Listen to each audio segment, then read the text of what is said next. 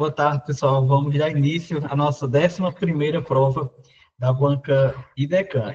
Com essa prova, a gente já vai responder a mais de 200 questões nesses últimos 2 meses dessa banca. Então, vamos ver aqui esse texto, né? Diz que ele servirá de base para as 10 primeiras questões, né? Da prova. Então, vamos dar uma olhada primeiro na questão. A questão diz assim: conforme a intencionalidade discursiva da autora da crônica em evidência, o santo grau de quem se basta está contido no trecho. Então, repare que a banca até faltou uma vírgulazinha aqui, ó. Então, qual será a intencionalidade discursiva? Qual será a intenção da autora para escrever isso? Porque tudo que a gente escreve, tudo que a gente fala, tem uma intenção, né? Então, qual é a intenção aqui da autora ao escrever isso? A segunda questão em diante já é sobre gramática, né? Então, falam o que pensam. O termo destacado, esse O aqui, no trecho em evidência, desempenha a função de. Então, basicamente, o texto vai servir de base para a primeira, de forma assim, de compreensão e interpretação de texto, e as outras é mais questões gramaticais. Então, vamos lá. O santo grau de quem se basta. Então, ó, quando a gente quando a gente analisa esse título, o santo grau de quem se basta. Santo grau é o cálice usado na última ceia, na última santa ceia por Jesus Cristo. Então, é uma peça rara, assim, digamos assim, algo muito estimado pelos católicos. Então, o santo grau é da igreja de quem se basta. Então, isso aqui, ó, está muito parecido, a gente vai ver o texto para comprovar isso, está muito parecido com uma metáfora, né? Metáfora, ou seja, uma comparação sem um elemento comparativo. E toda metáfora tem uma mensagenzinha nas entrelinhas, né? Então, vamos lá. Nunca fui ao cinema só comigo. Isso me leva à elaboração de uma teoria. As pessoas mais bem resolvidas são aquelas que se bastam. Essas criaturas independentes viajam sozinhas para qualquer destino, longe ou perto, sem ninguém para compartilhar as impressões sobre os lugares visitados. Não esperam companhia para assistir a um filme, nem para experimentar algo novo no menu do restaurante, o preferido ou o recém-inaugurado. Confesso, confesso certa inveja desses seres felizes, livres por natureza, capazes de se reinventar quantas vezes desejarem.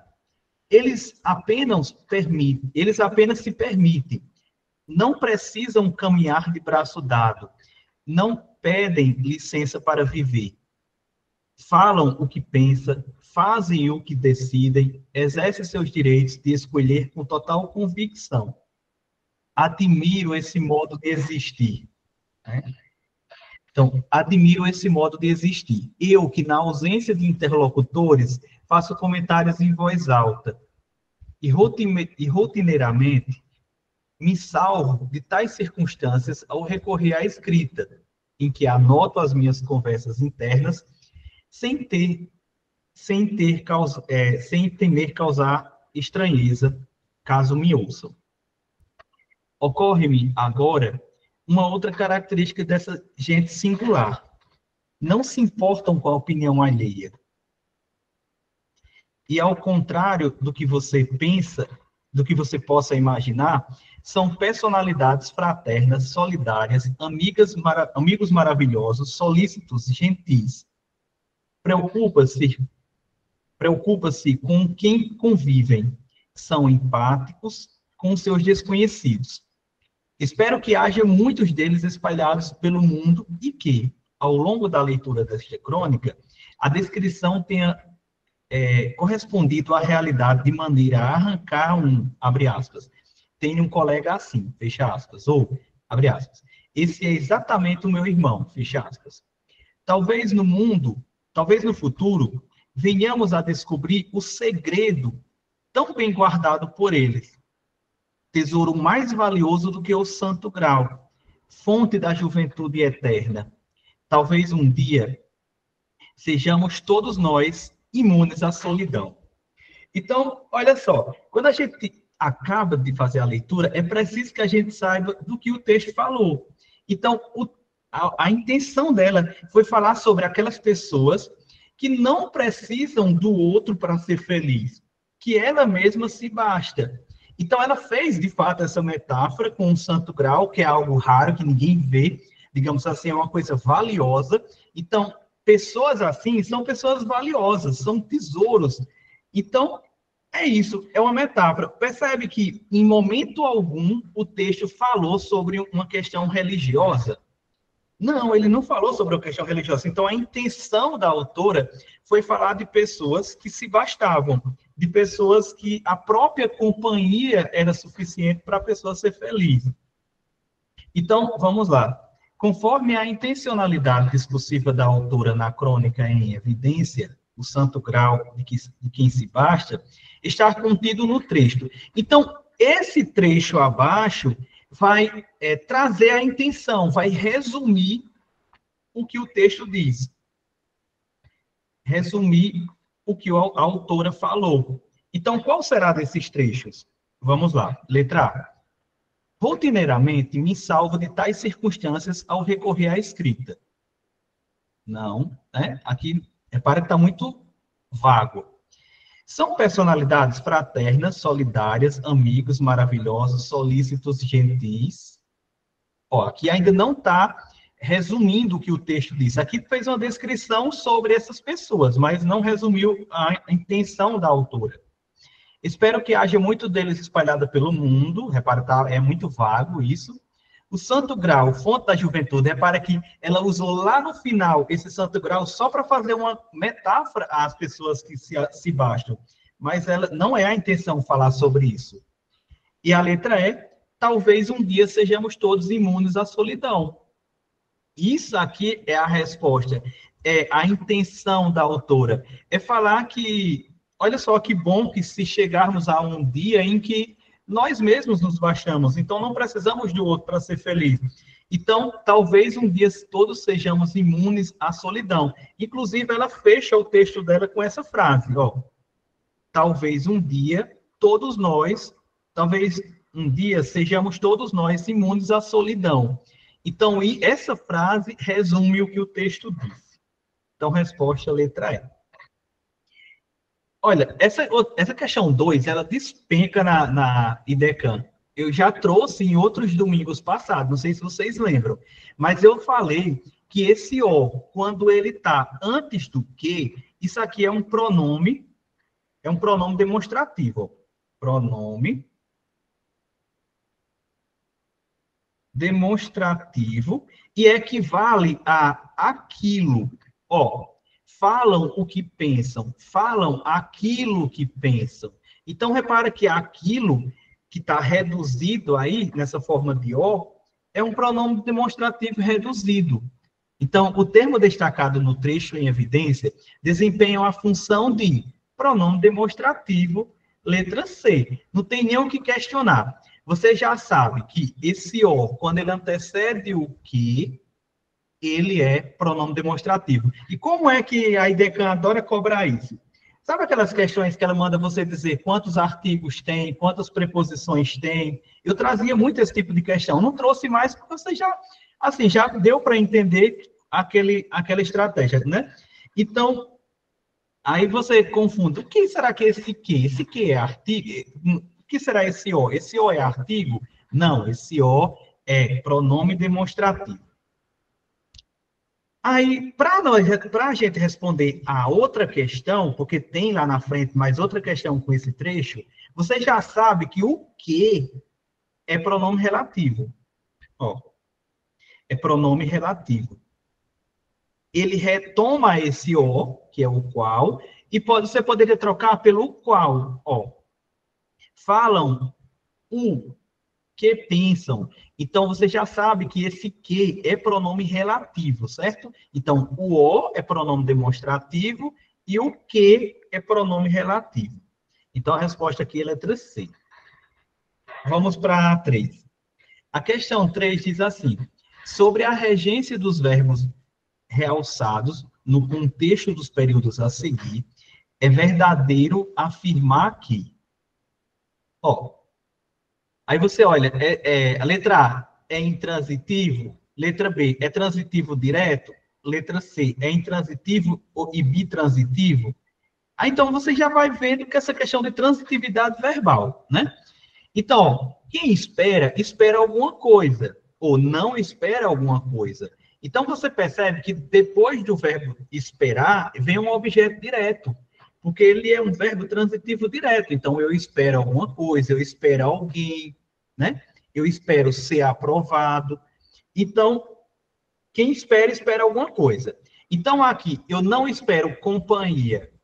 Companhia é o meu objeto direto, e eu espero que haja muitos deles espalhados pelo mundo. Isso aqui é o meu objeto direto, só que como está começando com conjunção integrante e tem verbo dentro dele, eu já sei que isso é uma oração subordinada substantiva objetiva direta, então, de qualquer forma, a transitividade desse verbo é verbo transitivo direto. Então, letra A, quando diz assim, é intransitivo? Não. Por quê? Porque verbo intransitivo é aqueles que depois dele vem um advérbio, né? Porque verbo intransitivo, quando vem alguma coisa depois dele, é uma expressão adverbial. Companhia não é adverbial. Companhia é um substantivo, né? Então, não pode ser. A letra C, intransitiva, direto, ó, repara, a gente pode eliminar. A letra D, ó, a letra D diz assim, é transitivo direto em um, cujo objeto direto é o termo companhia, e é transitivo indireto em dois. Não, é transitivo direto também. Letra E, é transitivo direto em um, em que há a presença de um termo integrante pois posto ao verbo, e intransitivo em dois, não, não é intransitivo. Então, a resposta é mesmo a letra B. Ó, a letra B diz assim, é transitivo direto em um e dois, pois há objetos diretos subsequentes ao verbo esperar em ambos os contextos. Sim, em ambos os contextos. Aí você vai dizer, ah, mas no 2 é uma oração subordinada. Sim, mas é uma oração subordinada que desempenha a função de objeto direto. Então, tá certinho. A letra B não tem erro. Resposta, letra B. Percebe que a prova estava fácil, assim, se a gente fosse aplicando tudo aquilo que a gente vem estudando nos últimos domingos. Vamos para... Oi, Renata, pode falar. Você pode repetir a parte que você falou que vem, se não me engano, um advérbio depois, eu não sei se foi na Sim, sim, sim. segunda frase, por favor. Posso. Verbos intransitivos, ó, depois de verbos intransitivos, depois de verbos intransitivos, vem sempre uma expressão adverbial. Então, se, por exemplo, a questão está dizendo que o verbo é intransitivo, como na letra A, na letra C, então você vai ter que procurar um advérbio depois, e não tem advérbio depois. Por exemplo, quando eu digo assim, eu cheguei, ó, eu cheguei. Então você percebe que cheguei é um verbo intransitivo. Por quê? Porque tudo que eu colocar depois é advérbio. Olha só, se eu disser assim, eu cheguei em João Pessoa. Em João Pessoa é um advérbio de lugar. Eu cheguei à noite. À noite é um advérbio de tempo. Eu cheguei rapidamente. Rapidamente é um advérbio de tempo. Então, tudo, ó, repara que não é. Então, a dica que você perguntou é: depois de verbo intransitivo, sempre vem uma expressão adverbial, que não é o caso aqui. Tá certo? Agora vamos para a questão de número 4. A questão de número 4 diz assim: para experimentar algo novo, o menu do restaurante, aí suprimiu o restante, né? Assim como a palavra menu, os galicismos são estrangeirismos provenientes da língua francesa. Sendo assim, aceitos e usados hoje frequentemente em contextos discursivos. Logo, analogicamente, a palavra menu há um anglicismo ressaltado em. Bom, anglicismo, desculpa, galicismo é um estrangeirismo derivado da língua francesa. E quando a questão falar de anglicismo vem de anglo-saxônico, por exemplo, vem do inglês. Então, por exemplo, a palavra deletou vem do inglês, delete, né? Então, não é o nosso caso aqui, porque deletou é uma palavra que foi aportuguesada, né? Mas que deriva do inglês. Então, não é o nosso caso aqui. Então, a gente já elimina. Então, esse deleitor é anglicismo, é um estrangeirismo proveniente da língua inglesa. Então, a gente já elimina a letra A. A letra D e a letra E não tem nada de origem estrangeira, né? Hombridade, guerras, não vem, não são palavras que vêm de outros idiomas. Então, a gente já pode eliminar também. Então, a gente ficou na dúvida entre hipnose e vitrine. Bom, aí você diz assim, ó, tipo, lembra essas questões de beleza, né, de perfumes. Então, vitrine deriva da língua francesa, né? Vitrine é a nossa resposta. A resposta é a letra A. Aí, eu fiquei na dúvida entre hipnose e vitrine, na hora que eu peguei essa prova para responder, porque, por exemplo, eu fiz o curso de psicanálise e hipnose vem da psicanálise, por exemplo, é um método psicanalítico de Charcot, que era um francês. Então, eu disse, será que hipnose também é uma palavra que deriva do francês? Mas não, hipnose deriva do grego. Então, que significa sono. Então, não é hipnose. Então, por isso que eu já elimino a letra D. Então, a resposta é vitrine. Ó. Passei horas apreciando a vitrine da loja. Então, era uma questão mais assim da gente associar conhecimento de mundo, né? Então, vitrine com França e tal. Então, a gente já sabe que isso significa um estrangeirismo chamado galicismo, quando deriva da língua francesa. E só para vocês pesquisarem aí melhor depois, quando deriva da língua inglesa, é anglicismo. Mas tem uma aula lá no final, aí lá na aula de processo de formação de palavras, lá no final, eu coloco essa questão dessas palavras derivadas de outros idiomas. Vamos para a questão de número 5. A questão de número 5 diz assim: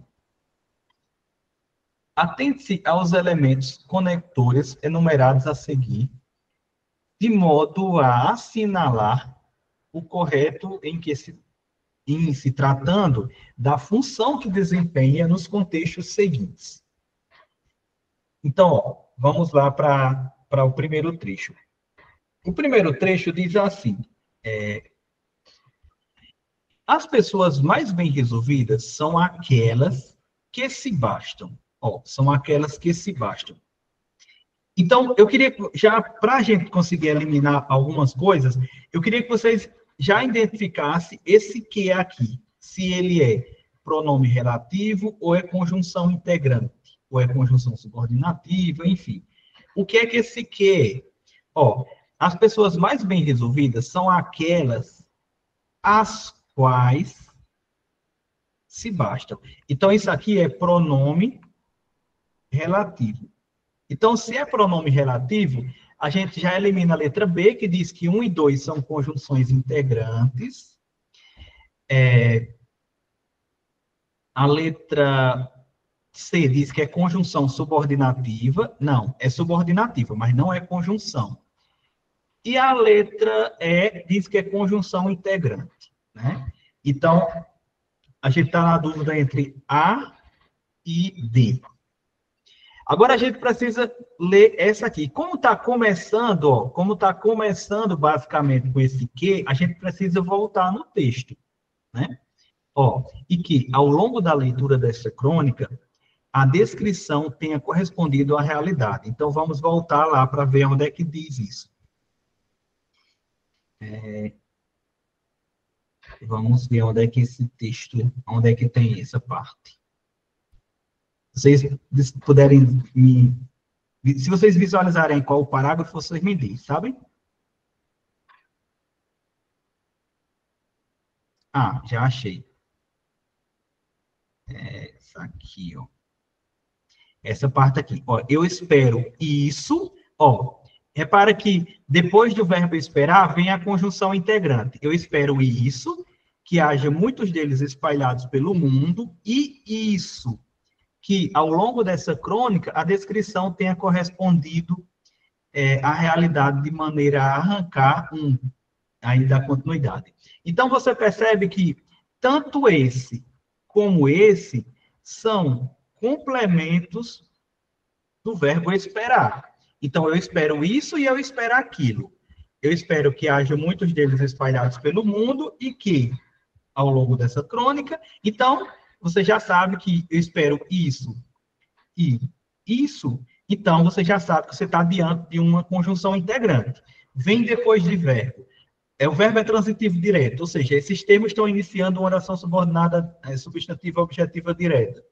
E você pode trocar pelo isso, então não resta dúvida. Então, isso aqui é conjunção integrante. Resposta, letra D. Porque a letra A diz que o 1 e o 2 são pronomes relativos. Não. Então, resposta, letra D. Tranquilo. Tranquilo. Vamos para a questão de número 5. A oração ressaltada em fazem o que decidem é tipificada com... Pessoal, olha só. Vocês já sabem que isso aqui é pronome demonstrativo e que isso aqui é pronome relativo. Esse aqui. Pronome relativo. Aí só é ligar uma coisa à outra. Toda aula eu não digo que todo pronome relativo inicia uma oração subordinada adjetiva, então isso aqui inicia uma oração subordinada adjetiva. Aí eu também já disse várias vezes que quando tem vírgula é explicativa e quando não tem vírgula antes do que é restritiva. Restritiva. Então a resposta é tipificada como subordinada adjetiva restritiva, letra B. Repare que as outras não fazem sentido. Adverbial, substantiva, né? Então, a resposta aqui é letra C. Então, vocês anotem aí que sempre quando tiver um O antes do que, esse O é demonstrativo e esse que é pronome relativo. E todo que, pronome relativo, inicia uma oração subordinada adjetiva. Aí, por exemplo, vamos supor que ele pedisse de outra forma. Ele dissesse assim, complemento nominal, adjuntado nominal, sujeito, essas coisas. Ou seja, não pedisse oração subordinada, mas pedisse outros termos sintáticos. Então, você já sabe também que todo pronome relativo é um termo, inicia também um termo adjunto ad nominal. Ó, adjunto ad nominal. Então, olha quantas coisas a gente já sabe, porque, de qualquer forma, quando cai pronome relativo, que cai muito pronome relativo, ele pode cobrar de várias formas, né? De várias formas. Então, também é uma expressão aí que você poderia dizer que é um adjunto ad nominal.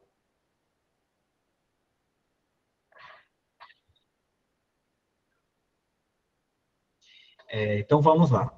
Vamos para a questão do número 7. A questão de número 7 diz assim: o preferido ou recém-inaugurado.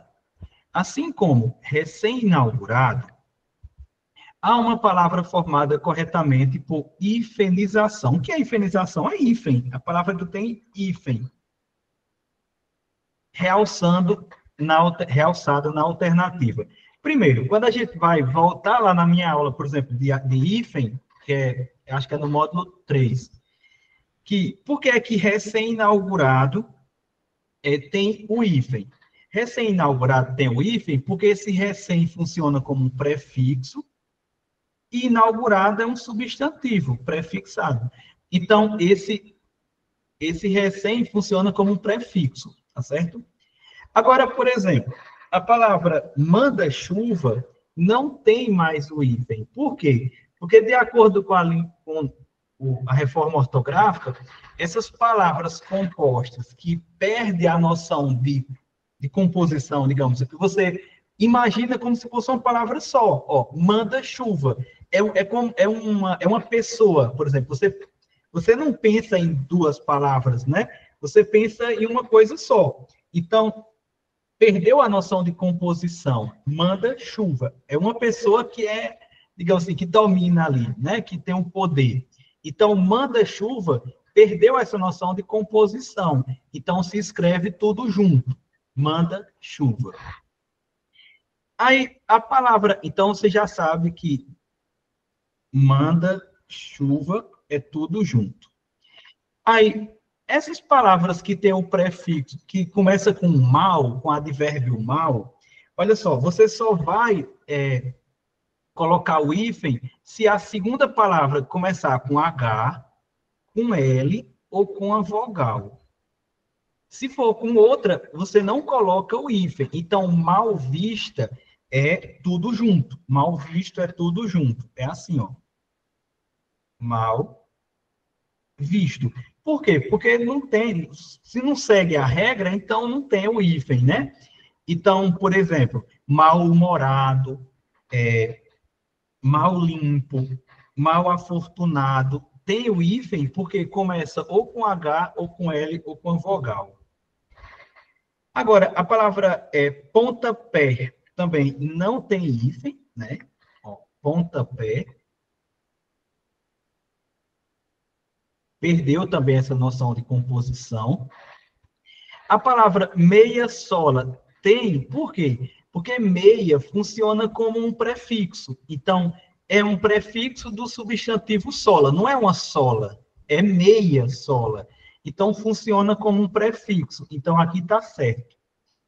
E a palavra não verbal também não tem hífen, né? Então, com o verbo no caso, não tem hífen. Então, mal não verbal, você já sabe que se escreve sem hífen. Não verbal. Então, a resposta aqui é a letra D. A letra D. Tem a aula lá de hífen, pessoal, dê uma olhadazinha, porque vocês sabem que agora essa banca está cobrando, então, se vocês lerem durante essa semana, caindo uma questão de hífen, vocês já vão estar com as regras mais gravadas, né?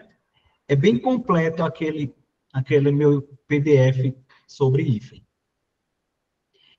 Vamos para a questão de número 8. A informação 1, em relação à informação 2, no inserto a seguir, trata-se de uma articulação por coesão. Nunca fui ao cinema só comigo. Isso me levou à elaboração de uma teoria. Aí aponta para frente. Que teoria? Então, repara que A1 traz essa palavra teoria. Aí você diz, qual? Qual é a teoria? Onde é que está o referente? O referente está na frente, ó. As pessoas mais bem resolvidas são aquelas que se bastam. Então, você percebe que essa coesão aqui, o referente dessa palavra 1 em relação à palavra 2, a informação 2, é catáfora. Ou seja, catáfora é quando o referente está na frente, né? É quando a gente busca a informação posteriormente no texto. Então, a resposta é catáfora. Repara que não é exofórica, porque exo significa fora. Então, exofórica é um referente fora do texto. Anáfora é antes, quando o referente está antes. Parafrástica é quando você parafraseia, é quando você diz de novo com outras palavras o que você tinha dito antes. E repara que o que ele trouxe aqui não foi uma paráfrase, foi uma informação nova, então não pode ser. E elíptica é quando você deixa a sua informação em elipse, né? Não é o caso aqui também. A informação ela está escrita, então ela não está em elipse. Então a resposta é catáfora. Vamos para a questão de número 9. Talvez no futuro venhamos a descobrir o segredo tão bem guardado por eles. Somente a forma verbal em destaque, no caso, venhamos, transposta para a segunda pessoa do plural, do pretérito mais que perfeito do indicativo, está corretamente estruturada em. Então, quando você pensa na segunda pessoa do plural, você pensa no vós. E quando você pensa no pretérito mais que perfeito, você pensa naqueles verbos que a terminação é urá, né? É urá.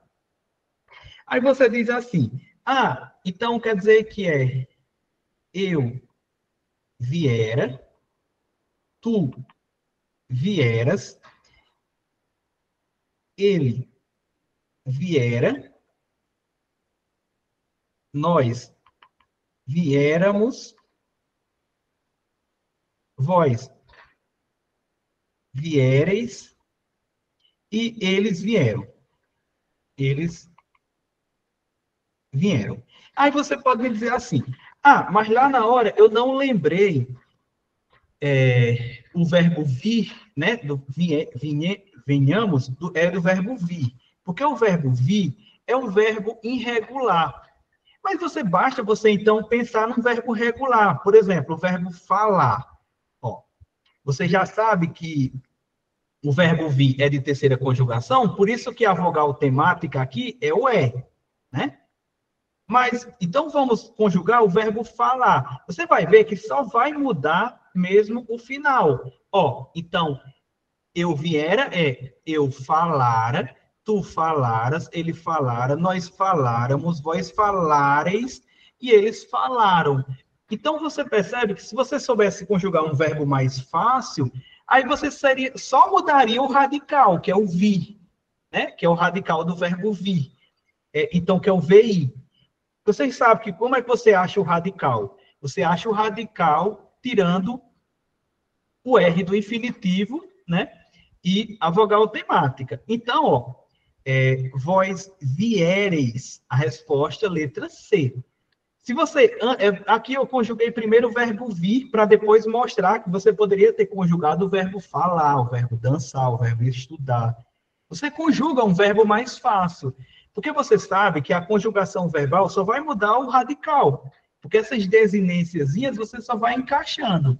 Então, se você não lembrou na hora de conjugar um verbo um verbo irregular, conjuga um verbo regular e depois mude. A mesma lógica. Agora vamos para a questão de número 10. A questão de número 10 diz assim: nunca fui ao cinema só comida. A palavra cinema é um exemplo de formação por. A primeira coisa, quando você bate o olho aqui, é você eliminar as alternativas de e é. Por quê? Porque a aglutinação é um processo de composição, são duas palavras. Aqui, cinema não são duas palavras. E para a síntese, você tem que juntar um prefixo e um sufixo. A palavra cinema não tem prefixo, então você já elimina aqui essas duas, desculpa. Agora, eu anotei aqui esses 3 exemplos, e por isso que eu digo, a aula também é uma parte de teoria, porque a gente estuda o que está caindo de novidade, que até então não tinha sido cobrado em concurso. Então, essa palavra aqui, ó, essa na letra C, síncope. Síncope é uma expressão no meio, ó, no interior é a supressão, é quando você retira algum fonema, ou quando você retira alguma sílaba no meio ou no interior da palavra. Por exemplo, a palavra pedra. Muita gente lê assim, pedra. Pedra. Então, você percebe que houve uma perda aí no meio, no interior da palavra. Então, a gente chama isso de síncope. Se a gente não sabia, a gente vai pesquisar para saber. Então, síncope é quando há uma supressão de uma sílaba no interior da palavra. Por exemplo, a palavra xícara. As pessoas leem assim, xícara. É claro que isso é uma variação linguística, né? Mas a gente dá o nome de síncope. Agora, a férese é quando há uma supressão Aí, no caso, no início. É quando há uma supressão no início da palavra. Por exemplo, a palavra tá. Na verdade, o correto seria estar, mas aí houve a supressão do início, né? Do início da palavra. Então, quando há essa supressão no início, a gente chama de aférese. Então, pela lógica, apócope, no caso, é no final. É no final. É uma supressão no final da palavra. Então, a palavra cinema, na verdade, é cinematógrafo. Cinematógrafo, que houve uma redução para cinema, que a gente chama hoje de cine. Então, a gente já sabe esses três conceitos que voltaram a cair aí, ou então que caíram pela primeira vez, e que se cair de novo, a gente já vai saber. Então, acópope é uma supressão do final da palavra, de uma sílaba no final da palavra, que a gente também chama de derivação regressiva, né? Então, aí, no caso, o exemplo é cinema, que é de cinematógrafo. Um exemplo. Pode falar, Demilde. Natália, eu perdi essa questão, porque os nomes para mim era novo. Aí eu procurava redução, não achava. Aí eu fui, chutei, eu errei, botei a letra D só por botar mesmo, mas eu sabia que não era aglutinação mesmo, porque eu não tinha noção, aí perdi. Então, assim, a senhora sabia que não era aglutinação, mas como a aglutinação é uma palavrinha mais conhecida, a gente termina chutando naquela palavrinha mais conhecida. Mas aí a gente já vai usar a lógica de dizer assim, não, se a aglutinação não é, eu já vou eliminar a aglutinação, porque a aglutinação é quando eu junto duas palavras e há perdas, né? Por exemplo, plano mais alto, planalto, não é o caso aqui.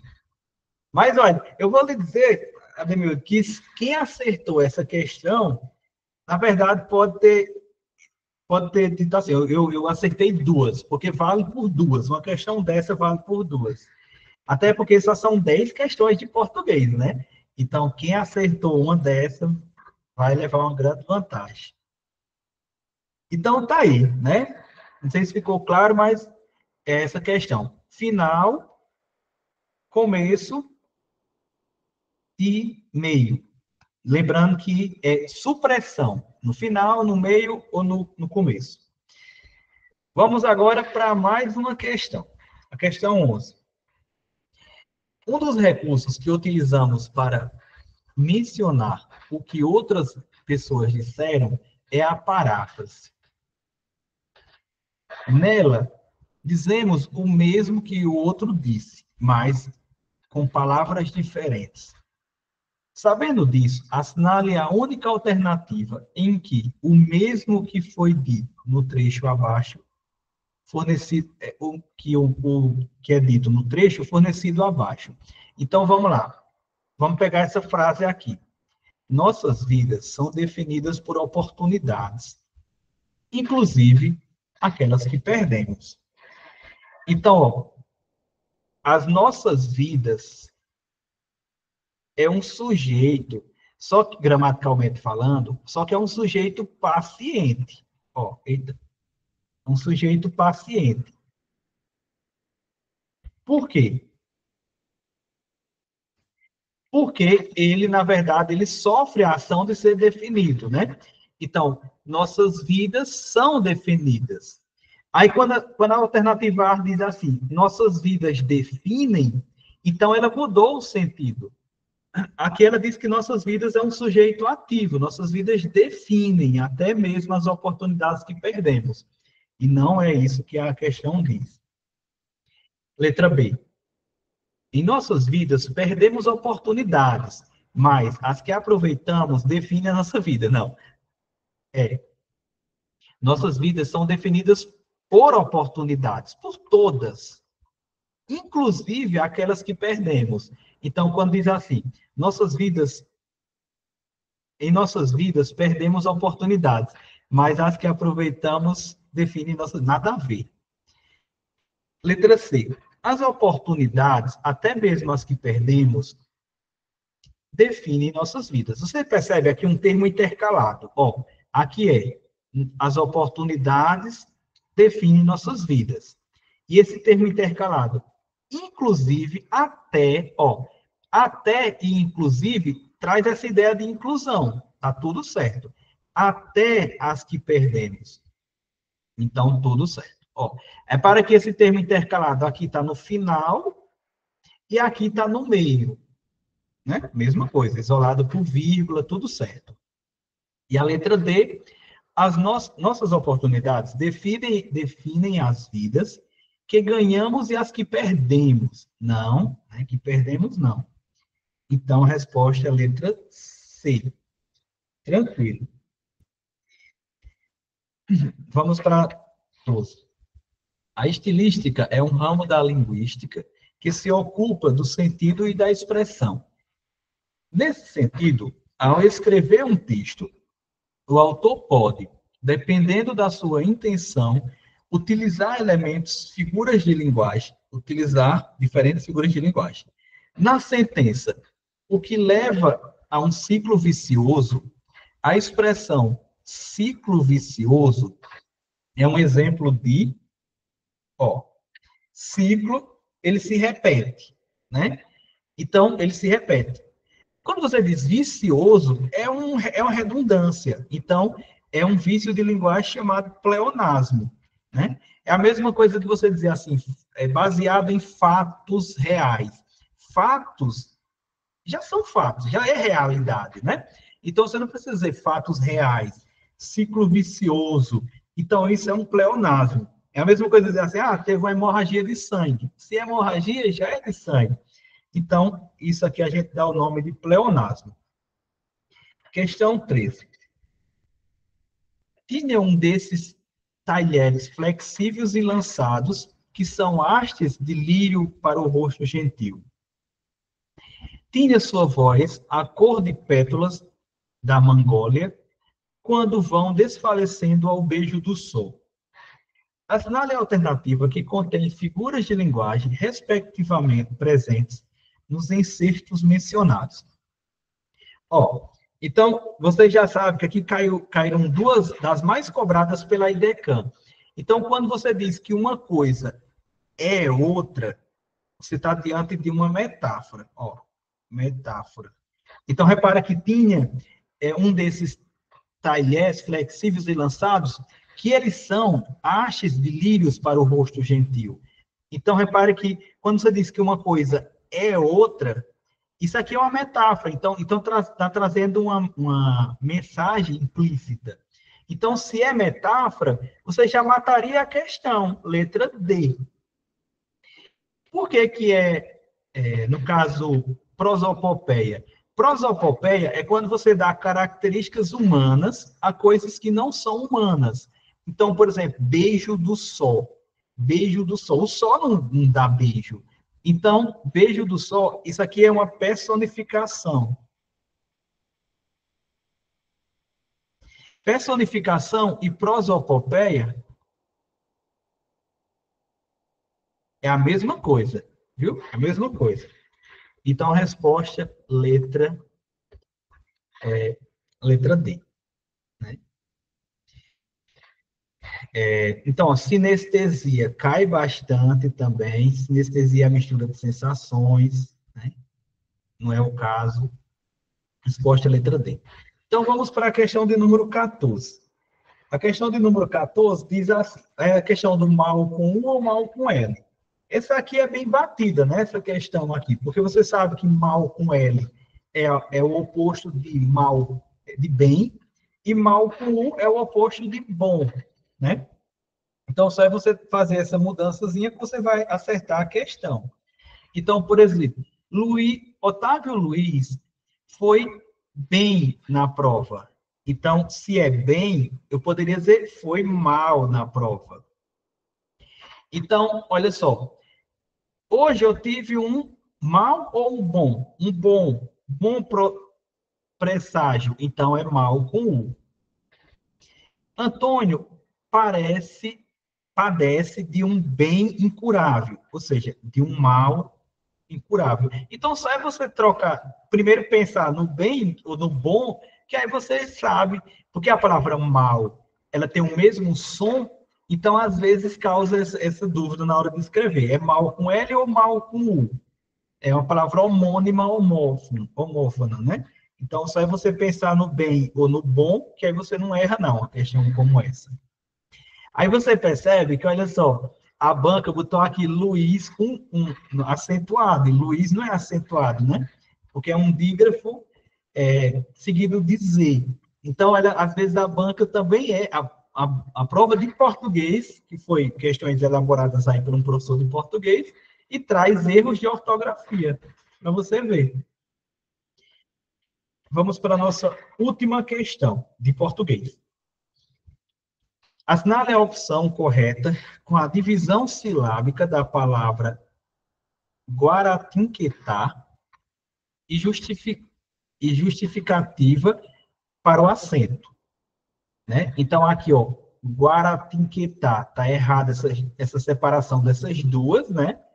Porque, por exemplo, nesses dígrafos, quando a gente tem duas vogais juntas, quando tem o I ou o U ou I, isso aqui não são vogais, são semivogais.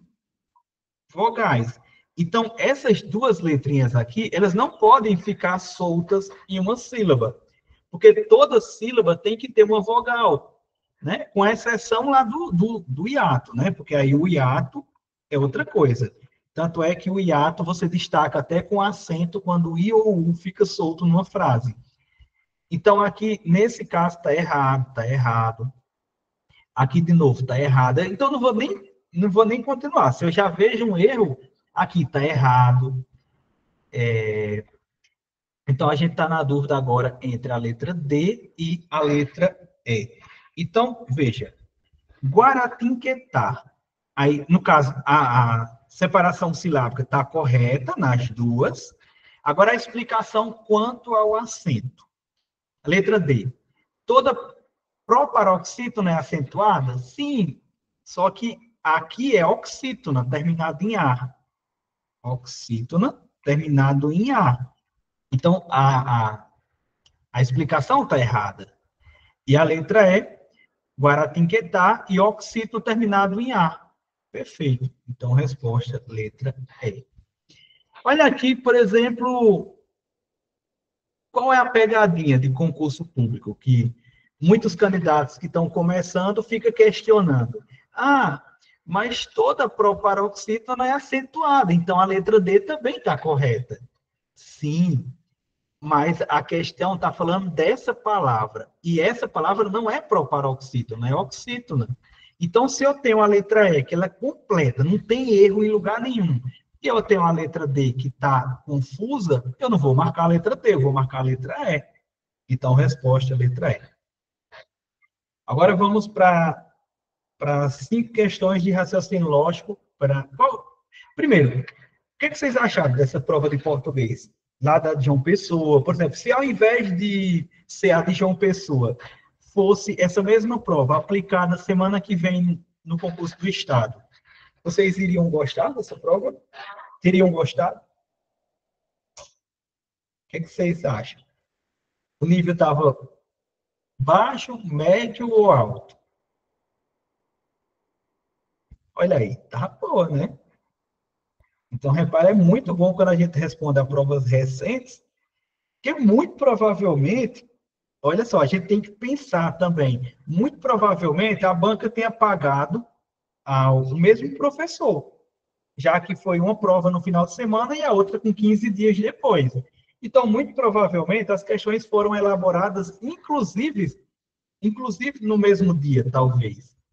Né? Então, a pessoa sentou e já elaborou a prova desses dois concursos. Então, ela pode manter esse padrão. Né? Então, vamos. Perfeito. Obrigado, minha amiga. Muito obrigado. A gente tem que pensar até com a mentalidade da banca, né? Para a gente se antecipar. Então, agora vamos responder as 5 questões de raciocínio lógico. As 5 questões de raciocínio lógico são muito rápidas, porque, como eu estou trazendo o padrão aqui todo domingo, vocês já pegaram a lógica, né? Então, vamos lá. Para construir um muro de 170 metros de extensão, 3 trabalhadores levaram uma semana. Quantos trabalhadores, sobre as mesmas condições, ou seja, uma semana, serão necessários para construir um muro de 510 metros de extensão em uma semana? Ó, vamos lá. Então, vamos lá. Eu tenho aqui extensão. Extensão 170. Trabalhadores 3. Semanas 1. E aí, eu aumentei agora para 510 de extensão. Ele quer saber quantos trabalhadores, agora que a gente não sabe, vai construir em uma mesma semana. Pronto. Dito isto, agora a gente vai fazer o seguinte. É uma grandeza, é uma regra de 3 composta, né? Tem 3 grandezas aí, vocês já viram. A gente vai isolar a grandeza que tem um x. Então, você vai botar aqui, ó. 3x é igual. Então, a primeira coisa, memorize isso. Isole a grandeza que tem um x. Então, se você vai aumentar o tamanho dos metros, você vai aumentar a extensão, você vai aumentar o número de trabalhadores. Então, são grandezas diretamente proporcionais. 70 vezes 1 vezes 1. Pronto. Aí você já sabe. Quando você vai multiplicar aqui 170 vezes 1 é 170. 510 vezes 1 é 510. Então, não tem nem o que fazer. Então, você repete aqui. 3x é igual a 170 sobre 510. Agora, vamos fazer aqui a multiplicação cruzada. Ó, x vezes 170 é 170x. Agora, a gente vai fazer aqui, ó, 510 vezes 3. Vezes 3, né? 3 vezes 0, 0. 3 vezes 1, 3. 3 vezes 5, 15. 15. Então, vai ser igual a 1.530. Então, quer dizer que x vai ser igual a 1.530 dividido por 170. Aí você pode simplificar? Pode, ó. Corta um zero em cima e corta um zero embaixo. Então, quanto é 153 dividido por 17? Aí você vai ver que dá 9. 9 vezes 17, 153. Então, x é igual a 9. Então, a resposta é letra C. Então, você vai pegar aqui, ó. Você vai pegar aqui onde tem um x que a gente precisava saber, você vai botar 9. Resposta, letra C. Então, lá na aula, no curso de raciocínio lógico, eu explico bem direitinho regra 3 composta. Vocês já estão vendo que não é muito. Parece, quando envolve matemática, quando envolve números assim, parece ser complicado, mas não é não, é bem tranquilo. Agora vamos para mais uma questão. Olha só. Um cartucho de impressora tinha uma autonomia de impressão de 30 folhas. No entanto, se a impressora for configurada com o modo econômico, o cartucho tem um aumento de 10% na sua autonomia. Se na papelaria de Carlos, com a impressora configurada em modo econômico, foram gastos 7 cartuchos em uma semana, quantas folhas a papelaria imprimiu? Esse tipo de questão são bem básicas. A gente precisa só usar o raciocínio lógico. Olha, então, 100% imprimia 30 folhas.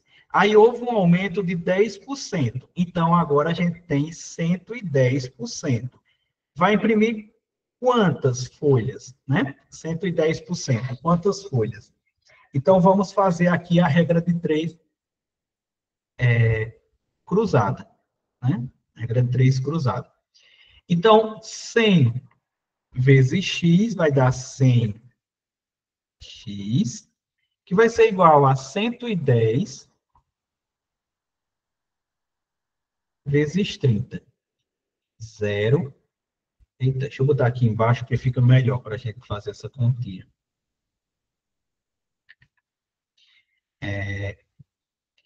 110.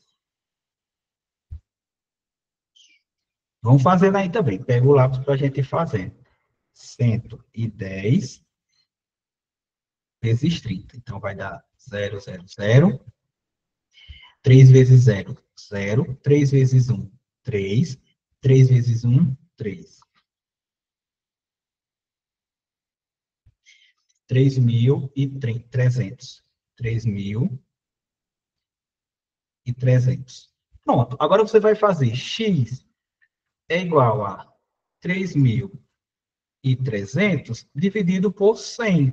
Aí você corta 2 zero em cima, corta 2 zero embaixo, 33 sobre 1, ou seja, x é igual a 33. Aí você diz, acabou? Não, acabou não. Agora você vai ter que multiplicar 7 cartuchos. Então, ó, inicialmente você imprimia com um cartucho 30 folhas. Só que como você aumentou 10%, agora você está imprimindo 33 folhas. E ele gastou 7 cartuchos. Então, agora você vai botar 33 vezes 7. Ó, a Ademil já colocou ali, letra D, deixa eu ver, será? 231. Renata também, 231. Ó, 7 vezes 3. 7 vezes 3 21. Vai 2. 7 vezes 3, 21. 1, 2, 23. 231, resposta, letra D. Letra D mesmo. Tranquilo. Olha, eu lembro, pessoal, por isso que é tão importante a gente responder prova toda semana. A gente estava respondendo a questões como essa lá na primeira aula, aí às vezes eu tinha muita pressa de responder e às vezes errava um númerozinho de nada, aí tinha que começar tudo de novo. Aí agora eu digo, não, a gente sabe como fazer, só precisa a gente ter paciência.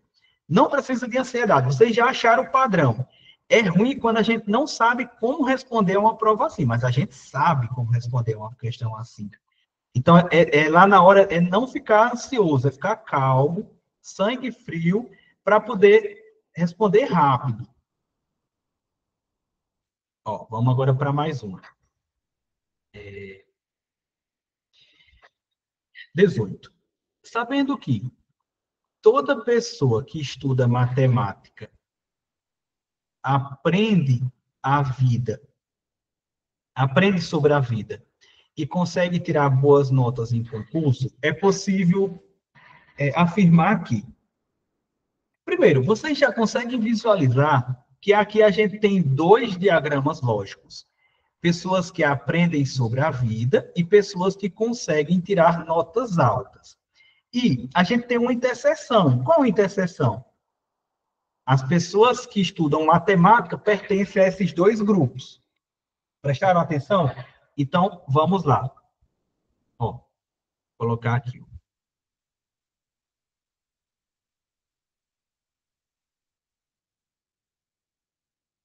A gente tem dois grupos. Fazendo dessa forma, pessoal, não tem erro.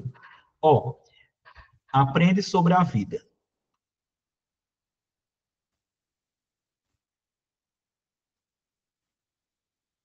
Aprende sobre a vida. Isso. Esse "e" sinaliza uma interseção, uma coisa e outra, né? Então, eita, apaguei aqui. Deixa eu fazer aqui Não, deixa eu fazer esse ciclo mais bonito, pessoal, está muito feio. Peraí. Vamos fazer, pega o papel aí, bora fazer, ó, juntos. Um círculo, círculo e outro círculo. Aí o primeiro é, aprendem sobre a vida.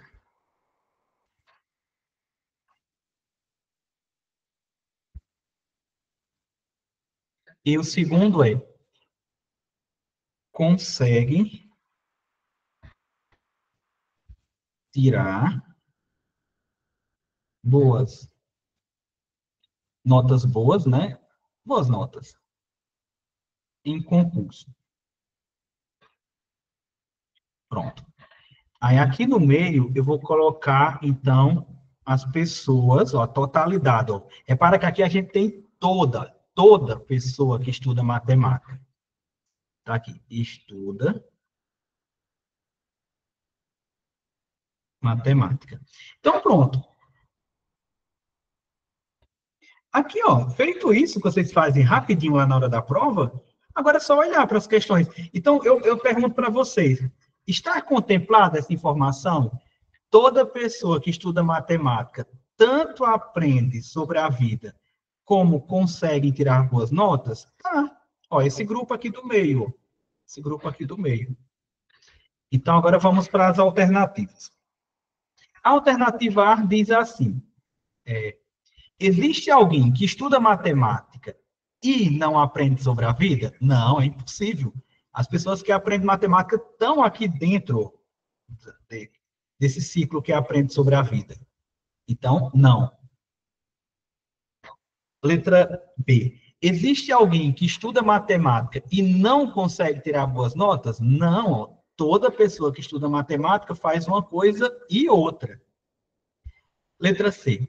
Toda pessoa que aprende sobre a vida e não consegue tirar notas boas em concursos, estuda matemática? Não. Ó, repara que aqui é uma extrapolação. Ó. Todas as pessoas que aprendem sobre a vida e que tira notas boas em matemática, estudam matemática? Não, ó. Por quê? Porque pode existir alguém que está aqui do lado de fora, ó. Alguém aqui, ó. Alguém aqui, ó. Alguém aqui. Então, essas pessoas estão dentro dessa interseção, mas não estudam matemática. Então, você perceba que é a mesma coisa de eu dizer assim, olha, é a mesma coisa de eu dizer assim, todo paraibano é brasileiro, mas nem todo brasileiro é paraibano. A mesma lógica, a mesma lógica. Então, aqui não é a nossa resposta. Letra D. Pode existir pessoas que aprendem sobre a vida, mas não conseguem tirar boas notas em concursos? Sim, ó. Essas pessoas aqui, ó. Elas aprendem sobre a vida, mas elas não necessariamente, a gente pode afirmar que elas tiram nota boa em concurso. Porque tem esse grupo aqui e esse grupo aqui que só faz uma coisa e não a outra. Existe o grupo que faz as duas coisas, que é esse do meio, a interseção. Então, de fato, a letra D é a nossa resposta. Vamos para sim. Todas as pessoas que tiram boas notas em concurso sempre aprendem sobre a vida? Não. Repare que eles só mudam de lado. Tem essas aqui que tiram notas boas, mas que não aprendem sobre a vida. Então, resposta, letra D. A letra D é a única que a gente pode afirmar algo de certeza. Vamos para 19. No conto de fadas da Cinderela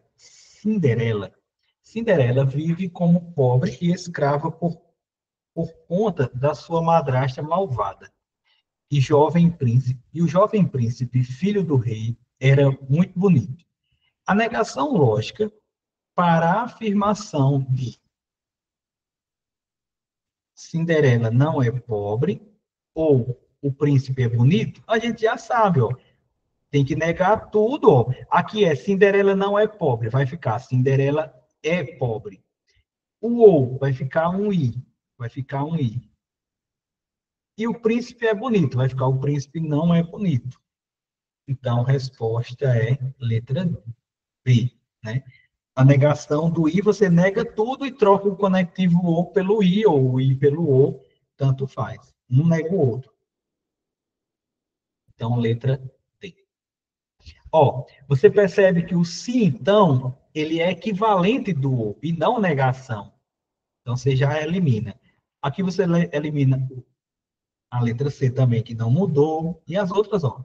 Aqui não negou.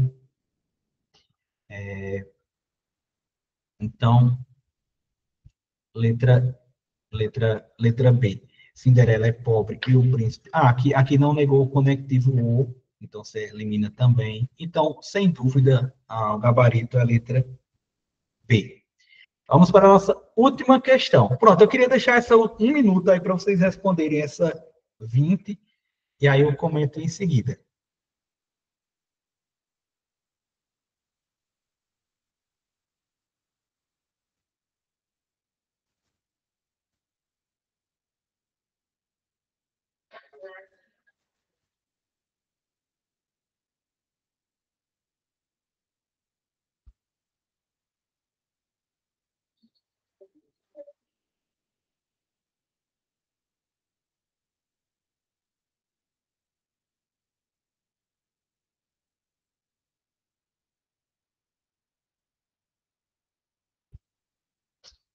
Ó, então vamos lá.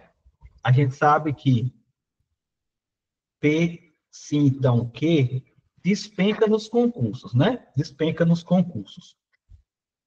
Então, o que é que a gente já sabe? Que tem a equivalência,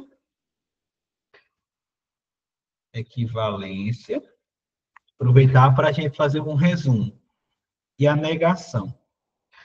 Aí você já sabe que a negação, você mantém a primeira, troca pelo I e nega a segunda. Então, aqui você negou, né?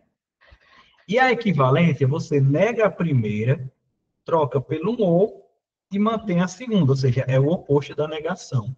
Ou então você inverte, negando e mantendo o conectivo sim, então. Aí o que é que você já.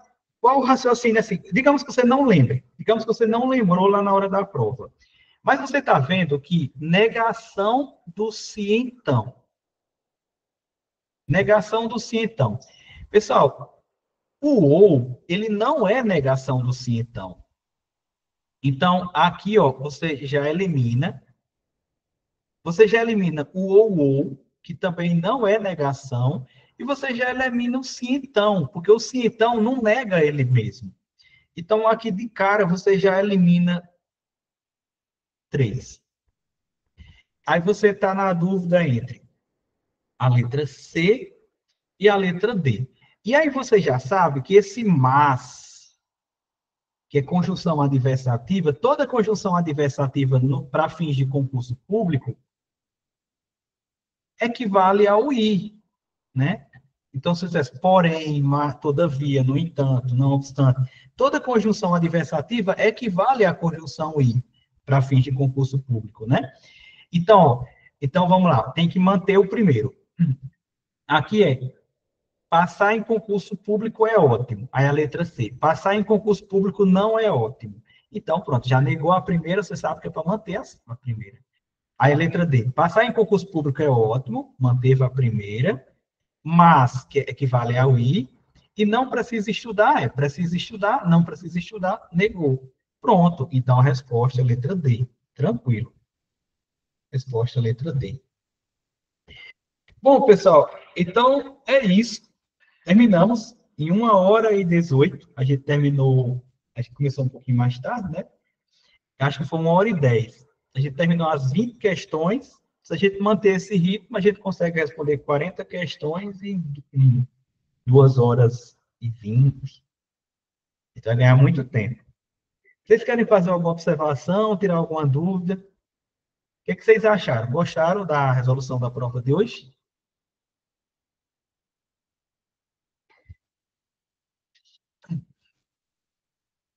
Se manter esse ritmo, tomara que mantenha esse mesmo ritmo lá domingo que vem, né?